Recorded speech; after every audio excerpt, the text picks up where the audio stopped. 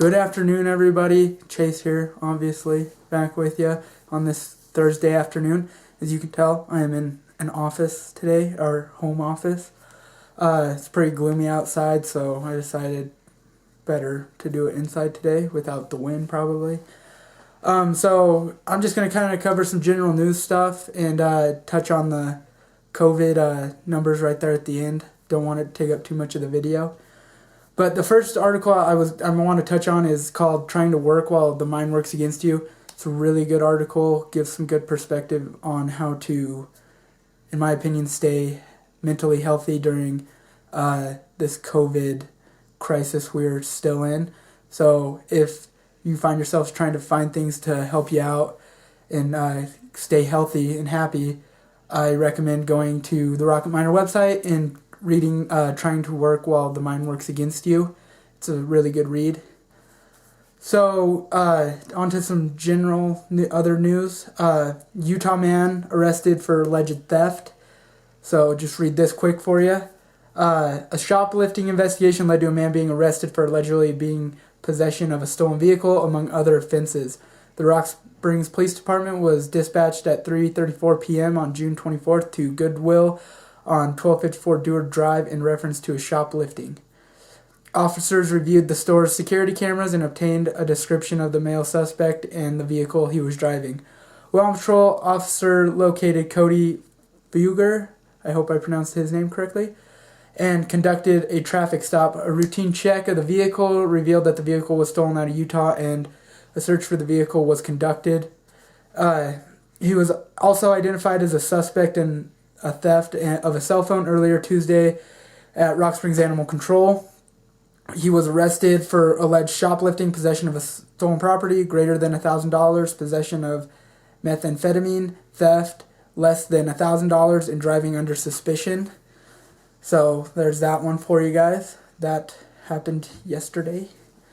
Today's the 25th. My days are just getting kind of blended together, so it's a little weird. I just know it's Thursday. On to some kind of global news, sports-wise. Soccer teams turning to virtual fan tokens to raise money. Madrid, soccer clubs around Europe are increasingly turning to virtual fan tokens to raise money and enhance fan engagement, and the money can pile up fast.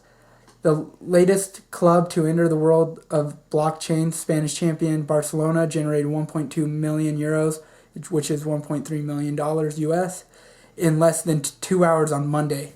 That is a lot of money in very short amount of time.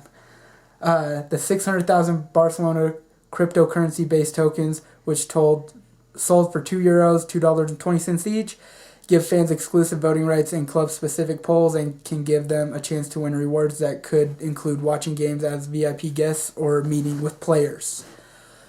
So maybe this is kind of where, because I know Bitcoin was the first virtual currency that I heard of anyway, kind of started to fall off. Maybe we see it kind of, virtual currency kind of come back and really peak during all of this and kind of regain some footing with everything that's going on. So maybe just be on the lookout for that. Maybe that's a good investment opportunity. I might invest in it. I don't know.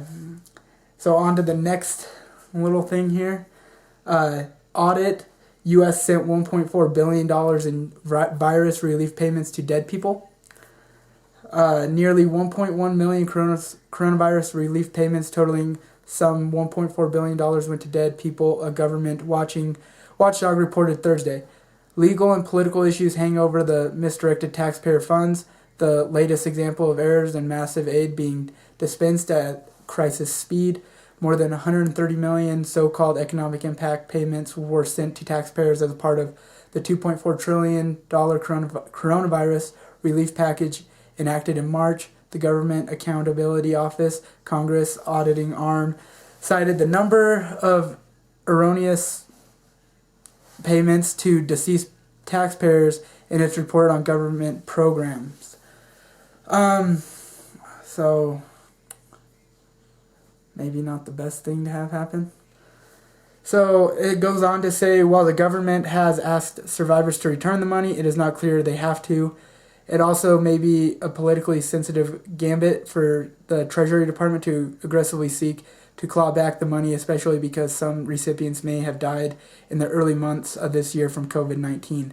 When billions in aid are rushed out of the door in a crisis, these are the kind of things that are going to happen, said Lisa Gilbert, Executive Vice President of advocacy group Public Citizen. Gilbert acknowledged the sensitivity of the issue, but she added it's a big number, particularly at this moment when our economy is in a free fall. It's a large amount, sorry, I don't know why I said league. It's a large amount of taxpayer money that's not doing what it is intended to do, which is go back into the economy, kind of help get everything going again. So right now they're working on trying to figure out how to fix this problem. Like she said, it's a large sum of cash. So if you want to read more, this is a very in-depth article. It's on the Rocket Miner website, and it's on the news page. So I'm sure if you go on to our website and go to the news tab, and I'm sure it is under national news. Let me double check for you. First story on national news. So if you want to read more in depth to that, it's on the national news page on the Rocket Miner website. So to end it off, we'll just kind of touch on the COVID numbers really quick. I didn't get a chance to watch Caleb's video yesterday, so I don't know if they changed. I'm sure they did. They usually do. But I'm just going to go through them real quick. I'll probably just cover the deaths and confirmed cases and recoveries. I'll just cover it all. Yeah. So in Wyoming, we're up to 1,052 cases confirmed, 781 are recovered, 274 probable cases, 215 recovered, and 20 deaths. That was quick. Speedy quick.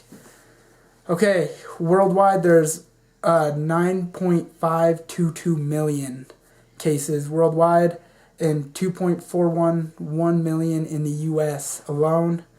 So we're over 1 million ahead of the next country, which is Brazil. They're at 1,188,631 confirmed cases. So death-wise, we are globally. There's 484,876 deaths. U.S. there's 122,481 deaths. The second one on that is Brazil as well. They're at 53,830 deaths. So I think my opinion here, I think with here in the next couple of weeks we're gonna see it keep going up. I know probably gonna see it go up here in Wyoming I don't think Wyoming's hit its spike yet. So just everybody please be safe. Feeling sick, don't go to work. Go to the doctor. Contact your healthcare provider. Don't just show up to the doctor, I guess. So just please be safe, everybody. So tomorrow, I'm going to be doing the video tomorrow too. I'm going to touch on the weekend. You know what? Leave a comment on what you're wanting to see maybe from these videos. I'm going to touch on my weekend plans because I'm really excited about my weekend plans. And I'd like to hear from you guys on what you guys are doing this weekend and how it's going. So, lastly, we're still on the uptrend. Though globally, for the coronavirus, still climbing up that roller coaster. So, again, guys, please, everybody, do your due diligence. Oh, I don't know what's going on today. Oh, and my table's not that stable, so if I hit the table, the camera shakes. It's just not my day today. So I will see you guys tomorrow. I'll give you guys a weekend forecast. And hope everybody has a great night. And stay happy, stay healthy, do whatever you got to do do those things. And make sure you treat people the way you want to be treated. Once again, I cannot stress that enough. There's too much hate, I guess you can call it. I don't know what the right term necessarily for it is. There's too much of that in the world. We need to come together. I shared something on Facebook the other day that I thought was really cool. It was from the movie Forrest Gump. And it was Bubba and Forrest when they were in Vietnam. and it's raining and they're leaning up against each other. And Bubba says, "Forrest, lean against me so that way when they're not sleeping with their heads in the mud. Help each other out. Look out for each other." Okay? Have a good night, everybody. I'll see you tomorrow.